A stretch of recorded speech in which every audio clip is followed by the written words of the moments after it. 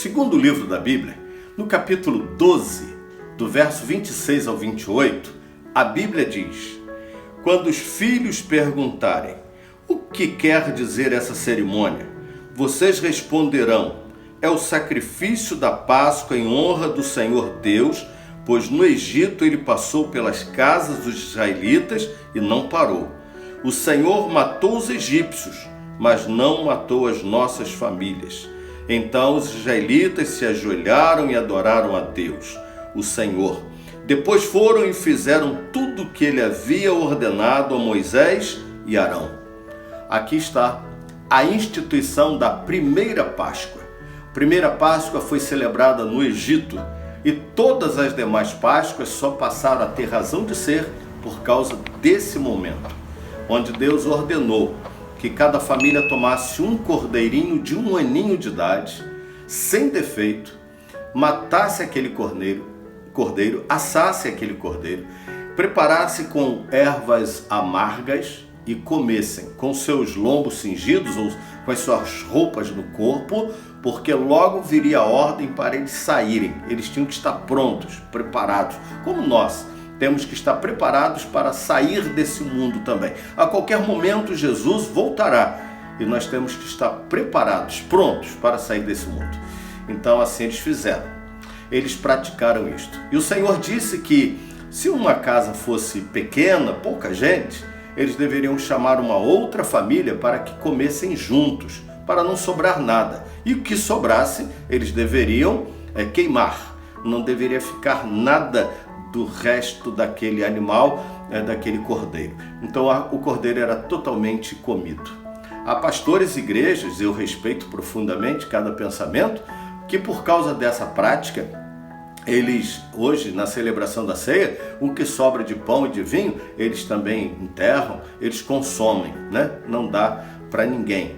Eu particularmente penso diferente. Aqueles elementos da ceia, o pão e o vinho, eles foram muito bem usados cerimonialmente, memorialmente, para aquele momento. Mas depois, eu chamo as crianças, explico às crianças o que é aquele pão representa, simboliza aquele cálice. Não que eu celebro uma ceia com as crianças, mas eu explico e deixo que eles comam, deixo que eles bebam, que eles saibam que aquilo ali é pão, pão, e é vinho, é o suco de uva, suco de uva. Mas eles aprendem crescendo, que na hora da cerimônia é para ser tomado como um memorial, não é outra coisa. Mas eu respeito quem pensa diferente. Então assim eles faziam, mataram o animal, pegaram o sangue do animal, passaram nas vergas das portas, nos umbrais da porta.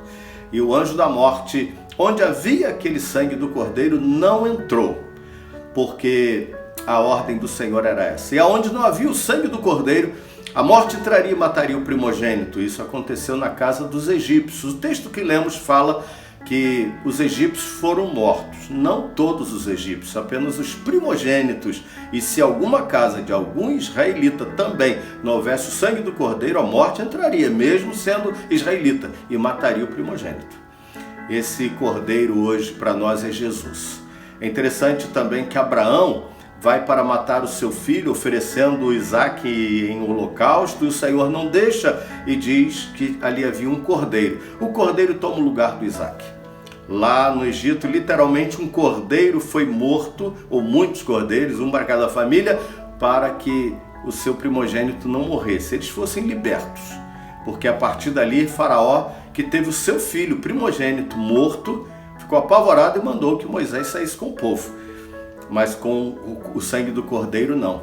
Agora é importante que tenhamos hoje Jesus como o cordeiro, que derramou seu sangue na cruz para que pudéssemos não morrer. Mas como não morrer? Todos morrem, os crentes também morrem.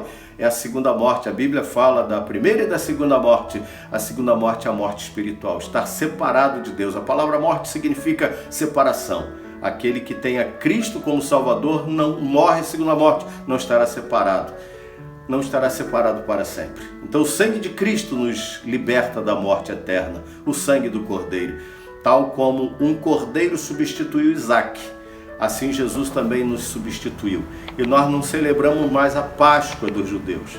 Hoje as pessoas estão aí a celebrar a Páscoa e celebram até de maneira errada. Se é para celebrar a Páscoa, tem que celebrar matando um cordeiro, com ervas amargosas e tal. Mas celebram com ovo, com peixe, com bacalhau, problema de cada um, mas celebram errado. A celebração não é de Páscoa para o cristão. Nós, os cristãos, celebramos o que Jesus nos ensinou antes de morrer. Na noite que ele foi traído, ele chamou os seus próximos e ali comeu do pão e bebeu do vinho. Deu a eles e disse: esse pão é o meu corpo, representa o meu corpo. Este vinho representa o meu sangue. Então nós não comemos chocolate, bacalhau, qualquer outra coisa representando a Páscoa, não. Nós comemos do pão e do vinho, símbolos do corpo e do sangue de Jesus, porque a nossa Páscoa é Jesus. Jesus é o Cordeiro de Deus que veio para morrer por nós. Jesus morreu por nós para ser a nossa Páscoa. Páscoa é Pesach, é passagem. Onde houvesse o sangue do Cordeiro, a morte passaria, a morte pascoaria, diríamos assim. Páscoa é Pesach, é passagem. O anjo da morte passava e não entrava para colher a vida do primogênito. O primogênito do faraó morreu.